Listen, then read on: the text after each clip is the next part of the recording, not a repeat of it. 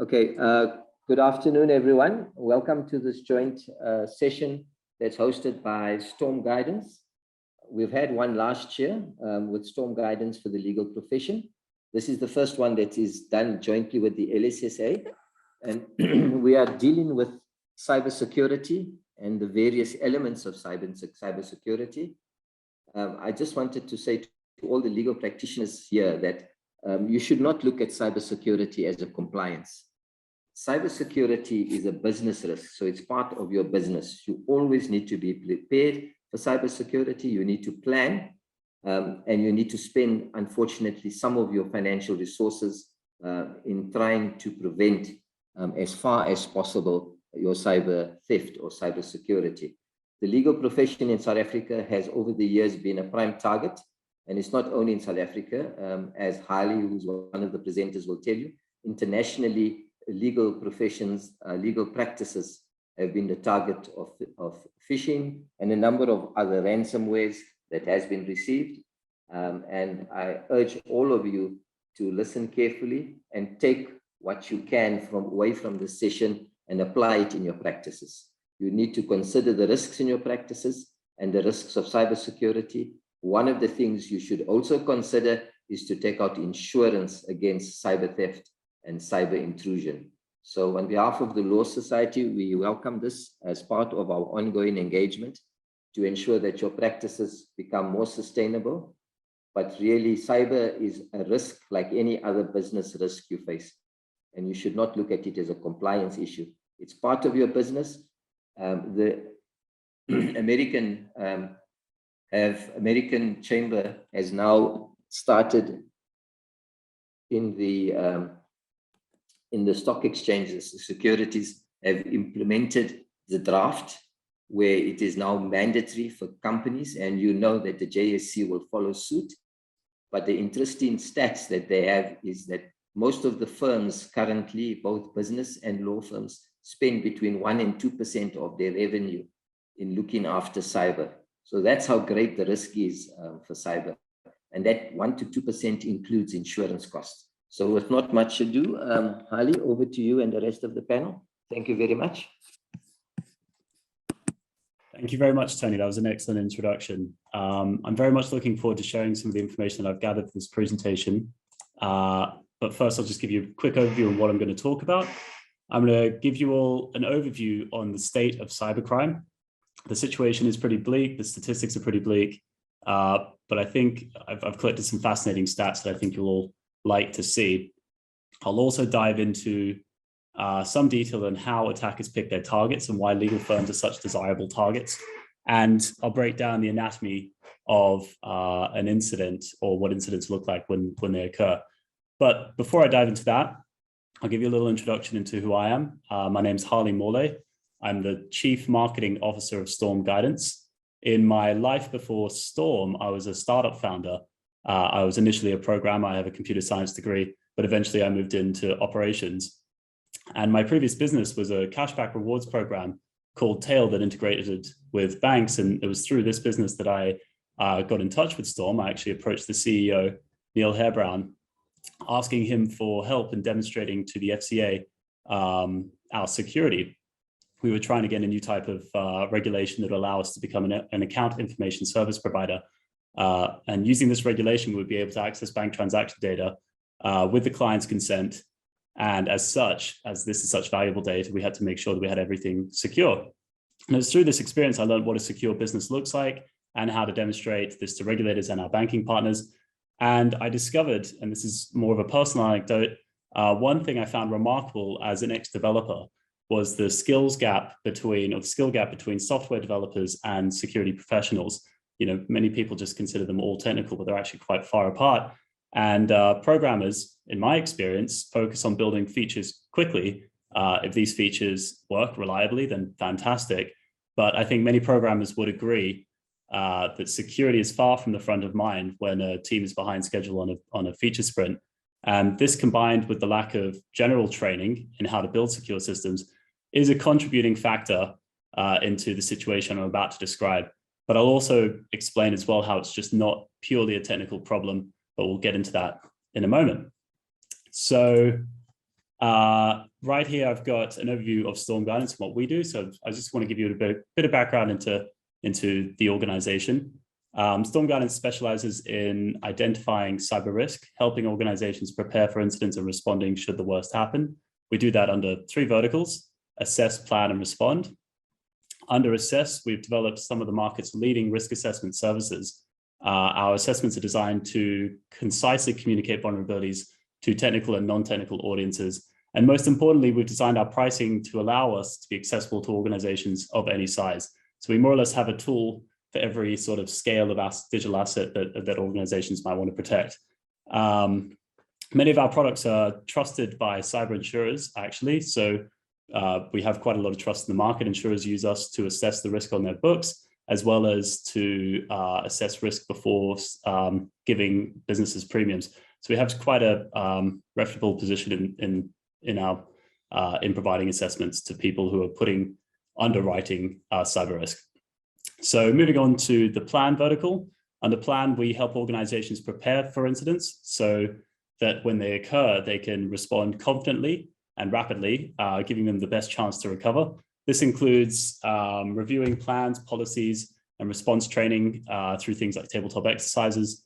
And finally, the main component of our organization is incident response. We have a very advanced incident response team that specializes in identifying who, what, where, when, why, and the how of a cyber incident when they happen. We deliver our response through 2 services: Resecure, which is for insured businesses working on behalf of the insurers. For this, we're on the panel of around 14 insurers.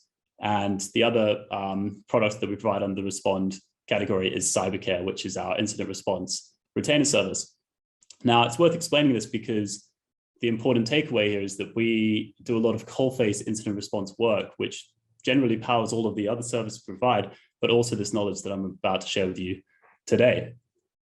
So let's dive into some of the statistics on cybercrime.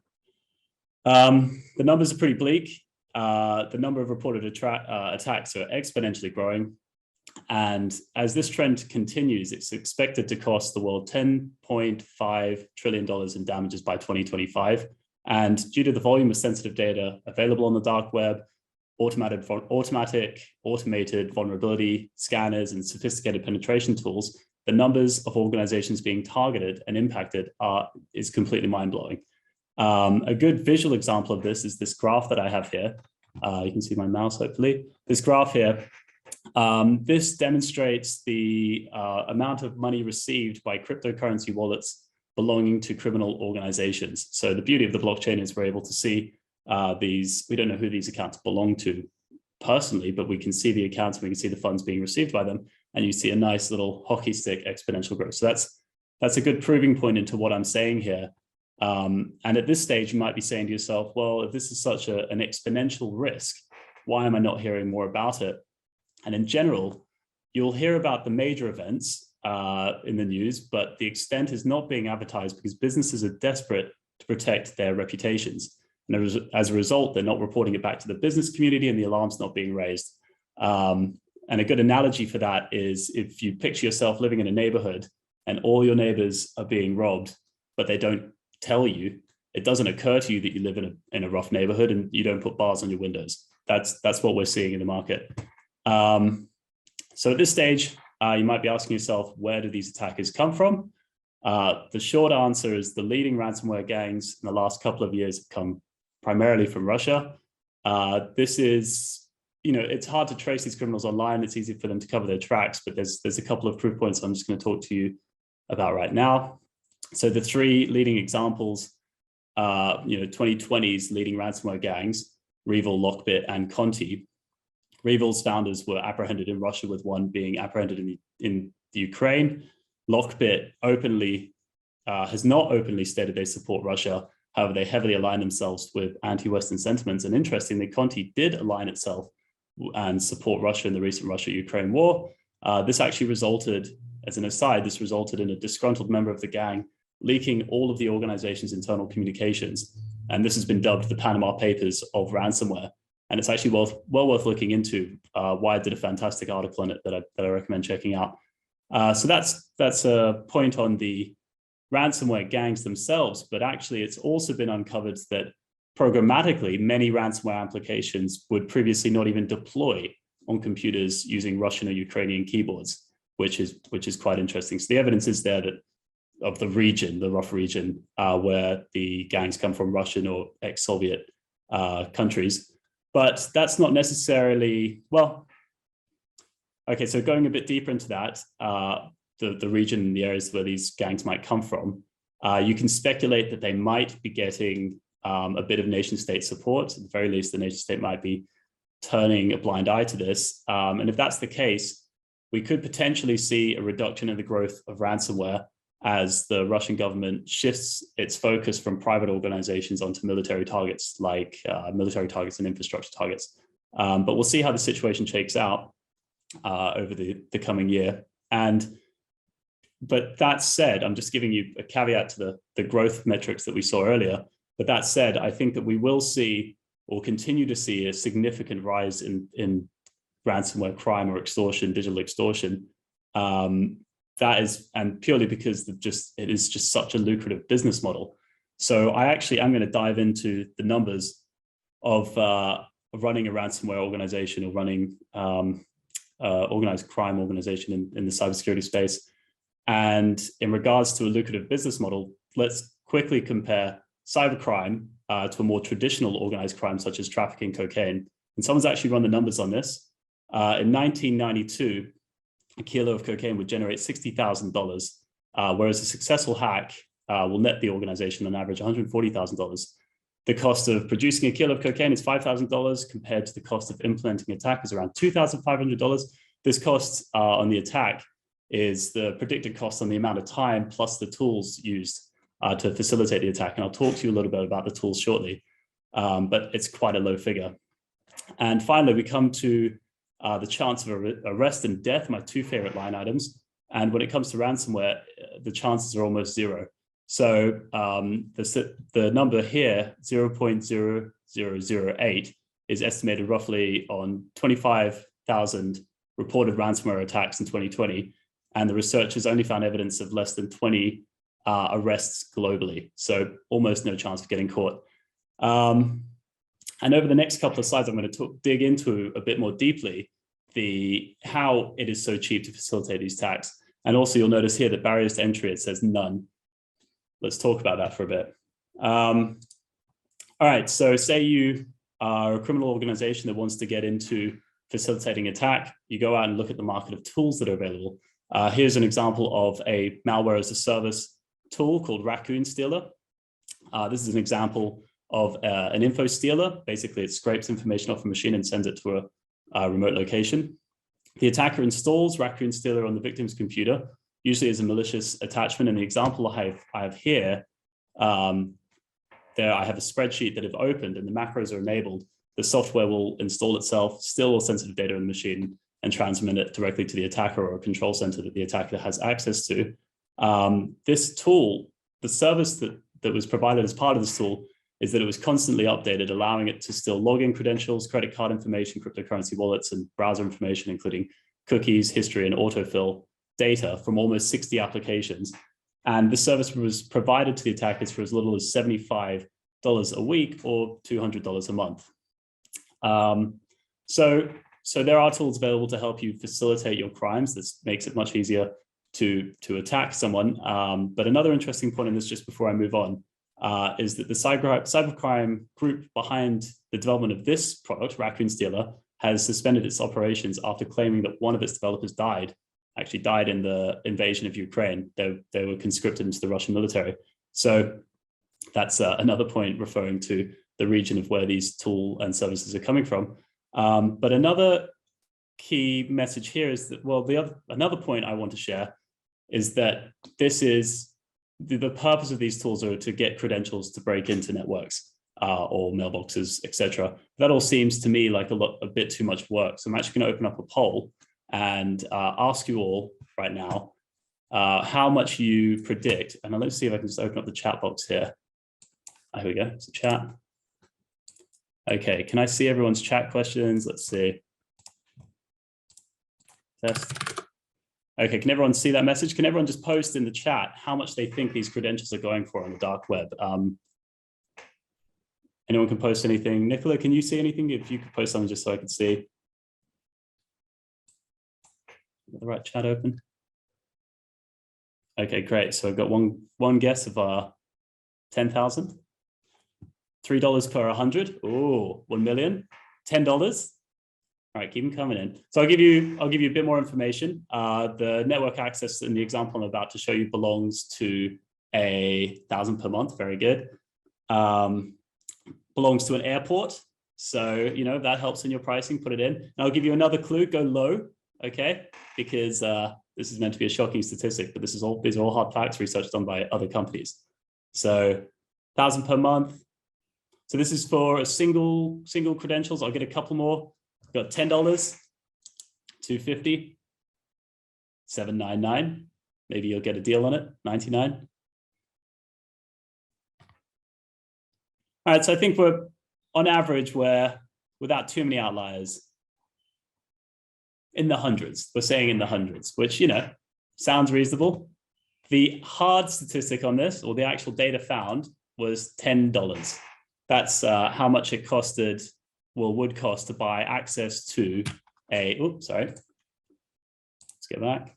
Buy access to RDP, remote desktop protocol credentials, belonging to a major airport, and $10 is a bit of a steal in my opinion.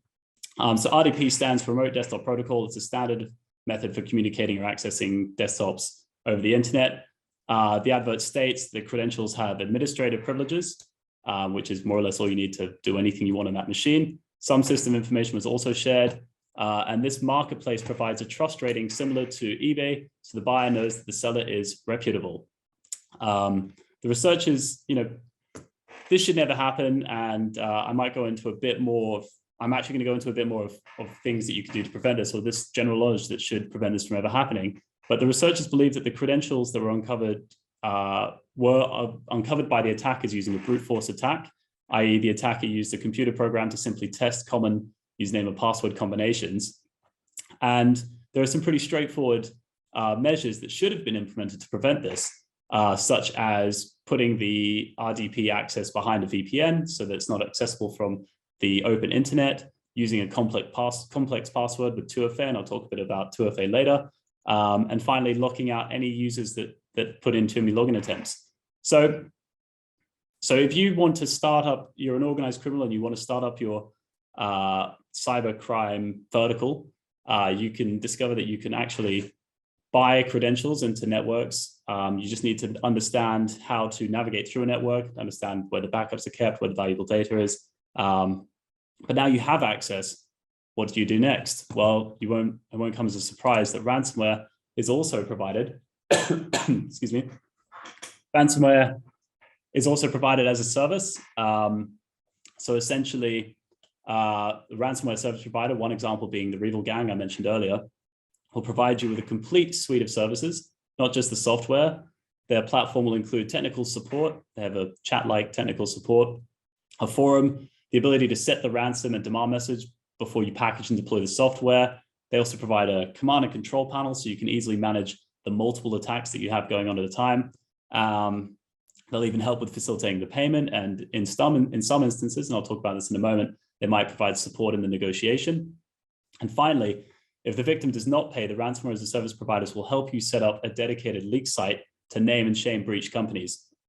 And this might also be used for selling data that you've stolen as well. So over here in this example image, it kind of shows how the money flows through these organizations into these attackers. In this diagram here, we've got the victims, the affiliates, and the ransomware developers. In this example, the ransomware payment is going straight to the ransomware developers, and then before it's being passed to the affiliates.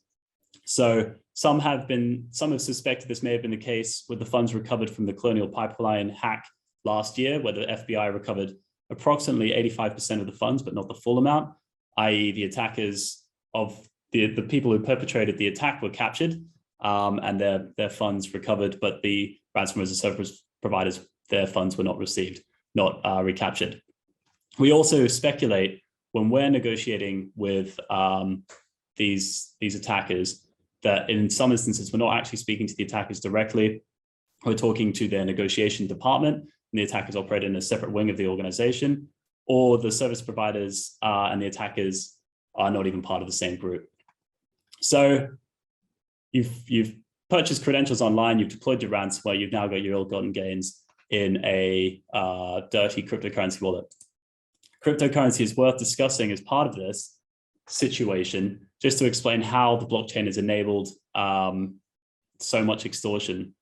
So the blockchain enables criminal activities. They're essentially one of the things you can do in the blockchain is anonymously set up a wallet that's not associated to you. You can perpetrate your crime, get the funds put in there, and then you can use, yet again, another service to disassociate that money with the activity and put it into a clean wallet. The way this works is you deposit your cryptocurrency into a dirty wallet that can be traced to you or a malicious act. The service will then, excuse me, so sorry, will then perform what is called a coin join. Essentially, everybody who wants to anonymize their currency will put it into a pot, they will mix them together, and then they will reallocate the funds out. This provides anonymity in numbers, making it very cost intensive and difficult to identify individuals you've performed the join with. After the currency has essentially been anonymized and placed into a clean wallet, minus the service fee, so the service that provides this mixing ability takes a cut as well. You can withdraw the cryptocurrency through an exchange. You'll generally want to use an exchange that has low KYC requirements. You can even use fake credentials that you've bought on the dark web, and I'll talk about that later, to set up your cryptocurrency account and withdraw the funds that way, or use a peer-to-peer network. So cryptocurrency has added fuel to the flame, and it's made an environment where extorting victims with the chance of the funds tracing back to the individuals very difficult. And the reason why I wanted to point this out is, although ransomware seems to be the primary mechanism for digital extortion right now, we expect to see a significant rise in other types of extortion, such as malicious product contamination, corporate data theft, and blackmail, all using cryptocurrency as the means to withdraw the funds. So I'm now going to dive into the other side of the coin, which is, a compounding part of the problem, which is the defense. On the defense side, you've got these very sophisticated attackers, and just compare that to your usually overstretched and underfunded IT department. Not only have they had it hard before the pandemic, but afterwards, there was a dramatic increase in phishing and email compromise fraud. This is generally due to working at home, allowing criminals to more easily impersonate employees inside of a company. But it also broadened out company networks. So when you're thinking about security, you don't just have to think about a secure network in the office. You now have to consider everyone's home networks as well. This is also combined with the difficulty of acquiring proficient cybersecurity skills. And I think generally as well, as many people consider this as purely a technical problem, which is not. And in fact, phishing attacks where the attackers impersonate someone, usually another employee, account for 80% of all reported security incidents. And on top of this, 95% of cybersecurity issues can be traced to a human error, not a technical error. And this is where training processes and organizational policies come in. These are non-technical measures that need to be implemented and help in aiding preventing an incident from occurring, or at least the fraud from happening. Overall, the point that I'm trying to convey is that compared to the threat, cybersecurity is an underappreciated risk, and many companies are completely unprepared for an incident. So now I'm going to talk a bit about the role of legal practices in this. Firstly, a little prelude to before a lawyer might get involved, but many victims do not prepare for an incident. So when one occurs, they initially think of calling the police. And this usually ends in disappointment, as the police are very limited in the support that they're able to provide. That's because it's a cross-jurisdictional problem. It's hard to trace these criminals. And in most instances, the victim will only be able to get an incident number from the police. So a common next port of call is their lawyer, as the victims probably and quite rightly concerned about being held liable for the data that has been breached. And it's very common in the US and the UK to contact a legal firm even before you contact a cybersecurity firm, if you know how to contact, or you can find if you have one prepared as part of your procedures. The reason people do this, to contact the lawyers first, is to attach attorney-client privilege. And it's worth mentioning here that STORM works with several leading legal firms to provide a completely coordinated incident response service. So if that's something you're interested in, please reach out. But coming back to the point, once attorney-client privilege is attached, lawyers will advise on the contractual requirements such as notifications to partners, employees, and customers. And lawyers will also be able to help companies with their insurance claims, guaranteeing the company gets the complete agreed cover. And finally, when the regulators come in under POPIA, companies are required to implement appropriate security measures for the data they control. So lawyers will be leaned upon to help demonstrate this to the Information Commission Office. So that's on the client side for lawyers. But another key reason to engage with security is for your own defense. And lawyers and legal firms are certainly considered high priority targets by the attackers. They hold large quantities of sensitive client data, leading to the opportunity for a double extortion, one with the lawyers and then again with their client with the information that they've lifted. Lawyers are also have a high potential for invoice fraud and theft of client funds, in particular conveyances. And a perfect example of this. And finally, lawyers will pay ransoms as the impact being named and shamed on these name and shaming websites will lead to a pretty significant reputational damage. So before I'm going to go into examples of where we've seen specific attacks on lawyers and the efforts and the lengths that attackers will go to target lawyers, but I'll just talk to you a bit about other popular targets. Financial service providers such as accountants, fiduciaries, financial advisors. Disappointingly, hospitals are targeted due to how rapidly they pay ransoms when lives are at stake, which is very disappointing. And finally, we see private schools regularly targeted as they provide an easy phishing target. And this schools are one you won't normally see on the top 10 list, but we see a lot of incidents there.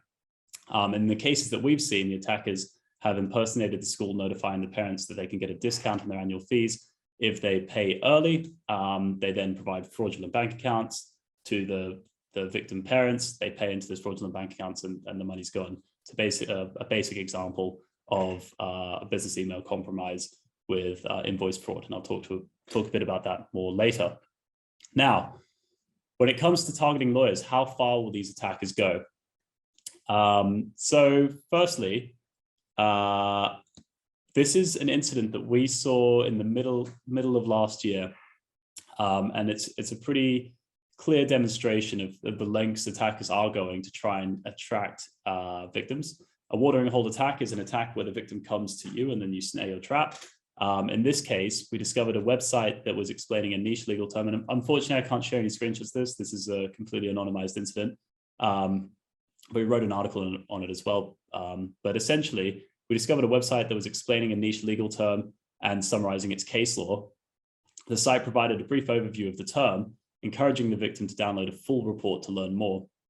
This page also included a chat forum with fake lawyers discussing the term. This added to the site's authenticity. And as you'd expect, if you downloaded the document, it contained a malicious script similar to that Excel document we saw earlier. If the victim enabled the macros, the machine would be compromised. And by the time we were called in to investigate, we'd found the attackers had breached several legal firms using this watering hole technique. And there are a couple of interesting components to this. Firstly, the site was hosted on a compromised WordPress site, and the owners of the site were not even aware that the page existed on their site. The next interesting thing to point out is the understanding the attackers had of the legal terms that they chose to focus on, indicating the attackers might have some lawyers on team. And finally, the proficiency of selecting, it's not just a matter of selecting a term or legal terms, but the proficiency of selecting terms that could be ranked shows another vertical of experience. The Parasite page was within the top 3 listings of several search engines, demonstrating some pretty decent SEO knowledge. So the key takeaway here, this is just one example, the key takeaway here is the lengths and efforts that the attackers will go to attract lawyers. But if that's not working, what else might they look for and how might they pick their targets? So attackers might more or less take a more direct approach by looking for existing vulnerabilities in the organization that can be leveraged to facilitate fraud. This is not an exhaustive list, but there are 3 high-level main methods. Firstly, the attackers. Oh, sorry. Yeah, there you go. Sorry about that. So this is not an exhaustive list. These are just 3 high-level techniques that might be used. And I'll start with the system services used and known vulnerabilities. So firstly, attackers may look for technical vulnerabilities in the organization's tech stack. They'll try to identify the systems they use, what products they use, and the versions they have. And if the organization is not applying security updates, the attackers at this stage will likely attempt to break in. And this is relatively straightforward because there are databases online listing common vulnerabilities and exposures, CVEs. These are patched vulnerabilities, and they're given an ID. If the attacker identifies an outdated system with a known CVE ID, the methodology for leveraging this vulnerability is more or less public information. And theoretically, they can just follow the steps listed online and to try and break into that organization. And as if that wasn't daunting enough, but there are actually services online that criminals use, and white hat cybersecurity professionals and criminals use, that more or less trawl websites and domains, collecting all the public-facing information on those systems, the services and the versions they use. And these databases can be used more or less like a search engine for vulnerable businesses. So that's well worth thinking about if you're not applying your patches and updates quickly. Now moving on to the second point here, an attack of a less technical nature. Attackers will look for any opportunity to impersonate you, your staff, and your customers. This will usually be via a misconfigured domain or mail service. And if you are easy to impersonate, the chance of phishing exponentially increases. And even if your systems are securely set up, attackers may look to set up domain variants, i.e. replacing the .com with .corn, C-O-R-N, that looks like .com on your domain and try to target your customers or partners or even your own organization. So they'll be looking for phishing opportunities. And finally, they'll be looking for information that's leaked on the internet about you. So another good place to research is the web and the dark web. They will research your employees, in particular those in your finance and IT departments. This information is readily available on LinkedIn or your organizational website. They can get an idea through these websites as well of who your clients are. They can also get some information on what's being posted on your social media and what your employees are posting about you on social media. And that if there is breached information on your, and another thing they will look for, so they'll look for all public facing information to start crafting a personalized attack and figure out who's who in your organization. But they'll also start looking for information that your organization may have lost in previous breaches on the dark web, which will be available. But it's not just data that you've lost that could be the problem. It's also data that other companies have lost pertaining to you and your users and your customers. So one great example of this, and there are many ways that you can leverage breach data, but this is just one example. There's a website called Have I Been Pawned? So have I been PWNED.com. Definitely check it out. It's basically a database where you can enter in any email address and discover what data breaches that email address has been associated with. You could take the email addresses belonging to all of the employees in your organization, pass them through a breach database. If passwords are available, you could look for users that appear to be recycling passwords and test these breach passwords on the organization's systems. So again, it's not just data that you've lost or you've posted on the web. You could be completely tight on that front and then be impacted by the information that other companies have been lost, which is why it's so important to notify who's inside of a data set. And just on that point, on using passwords that have been identified on the web as part of a breach, the security community believes that passwords as a protection mechanism without second factor authentication is entirely dead. And if you don't know what 2FA or second factor authentication is, I'll talk a bit about that at the end. But coming back to what attackers look for, they'll generally focus in on an industry. Is that a question? I'll repeat the web address. Sure. And by the way, if you have any questions, you know what? I'll see if I'll post it in there. Let's see. Have I been pawned? So it's have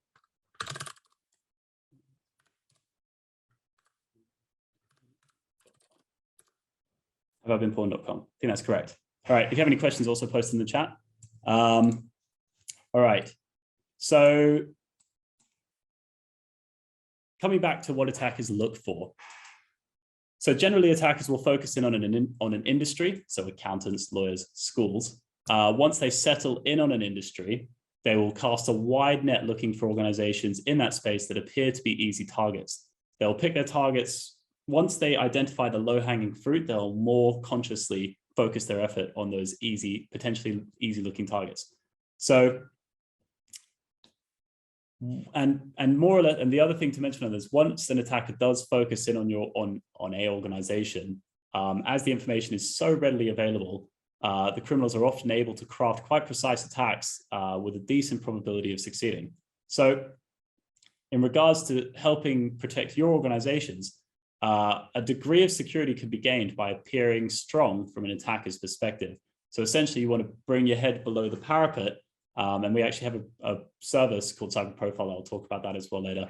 That will help with this. But the idea is, if you don't look like an easy target, the attackers will likely move on, which is one key takeaway of this slide. Now, what are the likely outcomes of a breach? So an attacker figures out how to get into your systems. What happens next? The two main incidents that we primarily deal with are business email compromise and extortion from data extracted or invoice fraud from a business email compromise, and the other is ransomware. So I'll just talk to you quickly about what those incidents sort of look like.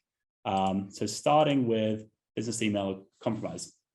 If an attacker gets into your mailbox, they'll generally use it to gather information on your company for a more nuanced attack, or they'll extract the information for extortion, like I said, or try to get an employee, customer, or partner to pay a fake invoice.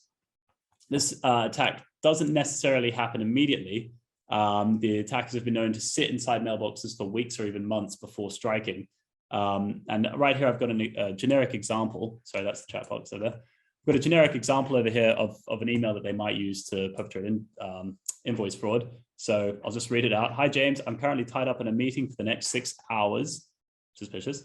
But we have a vendor saying we're late on paying an invoice. Can you handle the attached ASAP? I can't take calls, which is also a bit weird.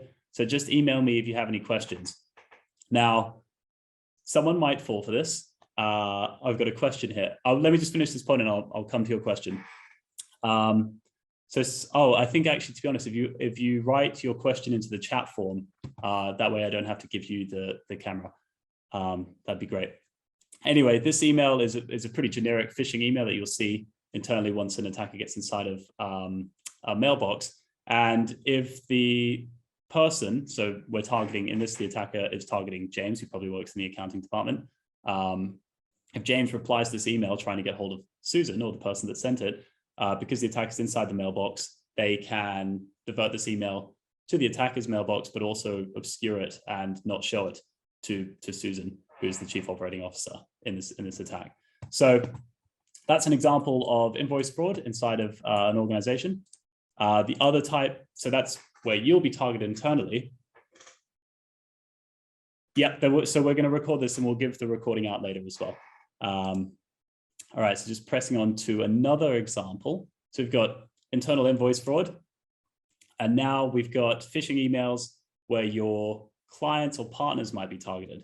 So this is an example with of an email that will be sent out in bulk, more or less, with an attached document. So it says, good morning. So if you're a lawyer, it's quite a prudent lawyer example.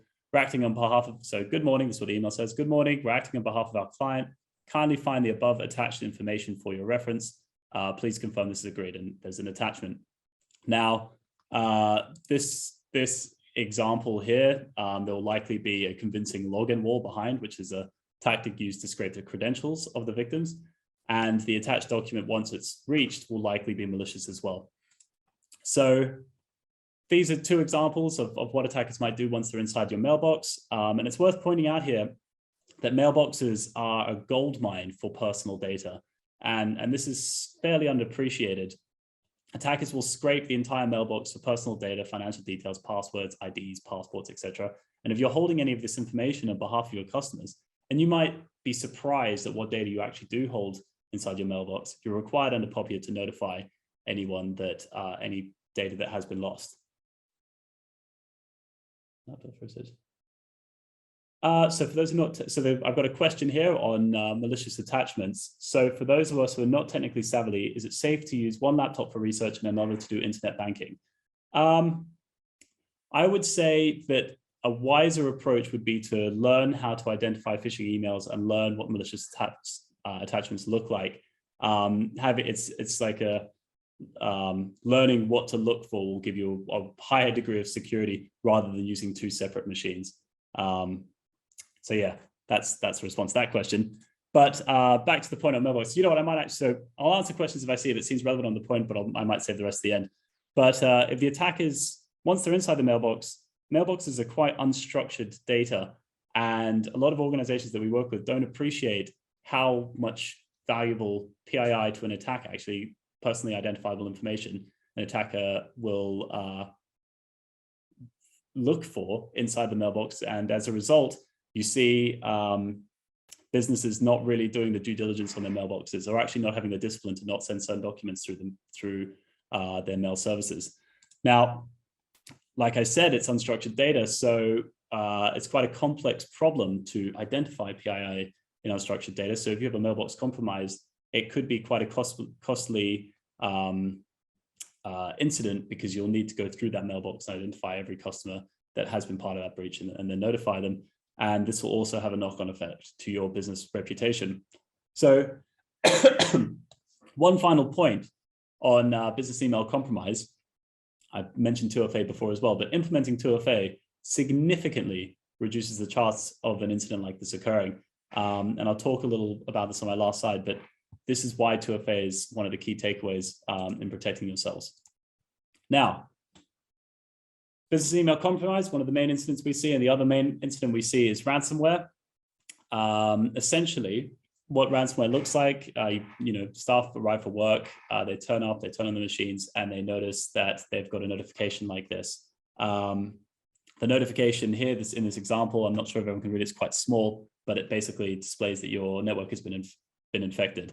The notification will tell you how to communicate with the attackers, what will happen if you don't pay, and how to acquire the cryptocurrency to make the payment. The ransoms are generally set at an amount the business will strongly consider once they understand or appreciate the impact of not having access to this data will have on the organization.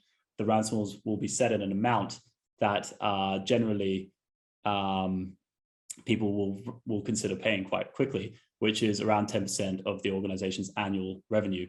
And the attackers will do their due diligence on this before they deploy the ransomware note. Or they'll do it after the ransomware has been deployed and not set a ransom, and then you'll communicate with them and they'll set the ransom after you've spoken to them. In this example here, you can see that, I don't know if you can read this, but the ransom is set to double in 8 days. This adds a time pressure to make a payment. And as an organization, we do advise opening a dialogue with the attackers, as there are various benefits to this, such as obtaining proof of life in the extorted data, which might give an indication into what the systems the attackers had access to. And also negotiation can be useful to reduce other ransom requests. But I won't go too much into this actually, because we have another presentation coming up on ransomware and ransom negotiation, which is, I think, one of our most interesting verticals. This presentation will be presented by the man himself, Neil Hairbrand, who's the CEO of STORM Guidance and the author. This is his book, Information Security Incident Management. And this is the British Standards Institute book on incident management that Neil wrote. And I think also who will be in attendance of that presentation is Nick Shah, who's our lead negotiator, and he wrote the UN Manual for Kidnap and Extortion. So that's going to be well worth, it's quite going to be an interesting topic and well worth attending. But I do want to point out that if you do pay the ransoms and the attackers promise to delete the data, what you'll generally see is the attackers will give you the decryption keys, because their reputation is based on actually delivering the decryption keys, and they'll say they'll delete the data. That they'll on the facade seem to be keeping the end of the bargain, which is very important when you work in a ransom-based business, but they shouldn't be trusted, in particular when it comes to the promise of deleting the data. And so digging into that in a bit more detail, most ransomware gangs run naming and shaming websites. If the victims don't pay the ransoms, these sites sell the breach data or they provide it for free. So this is an example of what it sort of looks like, and I'll provide the slides and a recording so you can look at this if you want. But essentially, if you don't pay your ransom, you'll likely end up on this site. But if there's valuable data that has been extorted and stolen from the business and the ransom has been paid, although you may not end up on the naming and shaming site, the attackers potentially will still look at repackaging the data and selling it online. After all, they're a business and they're not going to leave revenue on the table. And this is possible because it's actually quite difficult to attribute repackaged data. So data in an entire breach is very easy to attribute to a specific company. But if you take the valuable pieces of data out of that and combine, tidy it up and then add it to other data from other breaches, it's very hard to associate a specific record back to a specific breach. So the ransomware as a service or ransomware organization can sell this data on with a small chance of it impacting their reputation. And as seen throughout this presentation, there is a vibrant cybercrime ecosystem, and breach data markets exist, and that is just another service provided to the company. And the examples I have here, I've got some passports being sold. These would generally be used to try and get past KYC, maybe on a cryptocurrency exchange or via a bank. And then over here, we've got financial data that has been scraped. In fact, in these examples, I'm pretty sure these credentials were scraped using Raccoon Stealer, which is the malware as a service tool that I mentioned before. But these details being scraped also include all the personal information needed to shop online, and these are called fulls. So you provide full account and information details that you need to purchase something, which is pretty intense. Okay, so now moving on to more or less the takeaways from this presentation. How do you protect yourself, and how do you demonstrate to the regulators that you've implemented effective security measures? Well, the main point in this in regards to how to protect yourself and where do you start is a risk assessment. This is genuinely the place you need to begin. And there are many providers in this space, including ourselves, but in regards to what you're looking for in an assessment, you're going to want something that looks at your organization as a whole. It needs to review your people, processes, technology, budgets, and your vendors. You'll also want to technically look at your entire digital estate. So you want to combine an inside facing out perspective, looking internally at processes and people and budgets, but also you want to step out of the organization and look at it from the outside and as a whole. So you combine this inside facing out internal review with an outside facing in perspective, i.e. the attacker's perspective. The assessment should be put together, should also put together a digital asset register. This will outline all the valuable data that you possess that is essential for the operation of your business. This will more or less define what you're trying to protect by investing in your cybersecurity. And once the review is complete and all the risks to your organization have been identified, also compared to the value of the data that you have, you can start looking into what services are available to remediate the specific risks that were found. And this is where you start looking at things like antivirus software, endpoint detection, anti-phishing tools, etc. You do not start by buying these tools, as tools implemented on their own without a strategy are more or less ineffective. And our motto on this is tactics without a strategy is the noise before defeat. So that's what you do when you want to start looking at protecting yourself. There are various risk assessments that you can take for this. When you do perform a risk assessment and implement the findings, you should document this procedure. And this can be used to demonstrate your security to partners and regulators. And this should more or less be done annually because the security landscape is more or less ever shifting. Now, that's what you should do to protect yourselves if you want to take, lean into this and take a more direct approach. But if you want to take two things away from this presentation to implement on your own, firstly, 2FA. Use 2FA in essentially every service. Like I said, passwords are, the cybersecurity community believes passwords are dead. So if you use 2FA on every service, you significantly increase your degree of protection.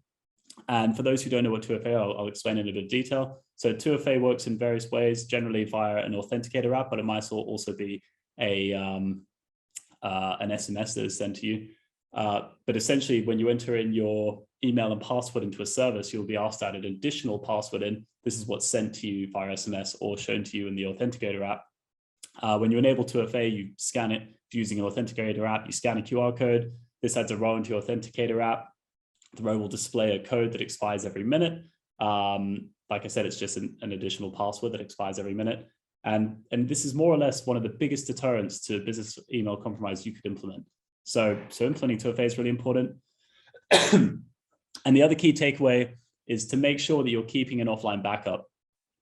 keeping offline backups that are not connected to your business network. This will become essential if an attacker gains access to your network and deploys ransomware. Ransomware will only encrypt files it can see, so having a separate copy elsewhere will significantly reduce that risk. And also be sure to test your backup procedures. And if the worst does happen, and you've tested your backup procedures, then not connected to your network, then you'll be able to rapidly get back on your feet. So that's more or less the end of the presentation. I just want to talk quickly about a product that we've developed called Cyber Profiler. This is a tool that we've designed to give an attacker's eye view of your organization. It provides a complete outside-facing in perspective. And this is important, as I mentioned before. If you're perceived as a hard target by the attackers, they'll likely spend their time focusing on other low-hanging fruit. So you can get a pretty, you can significantly reduce your chance of an incident by implementing the findings in this report, the Cyber Profiler report. It takes 24 hours to generate. We're offering it in South Africa for 1,500 Rand. And there's a discount here that I'll put into the chat, or I'll send to everyone in an email. And if you have any questions or you want to learn more about anything that I've discussed today, you can get in touch with me. My name's Harley Morlet. My email is harleym@stormguidance.com. And feel free to just get in touch.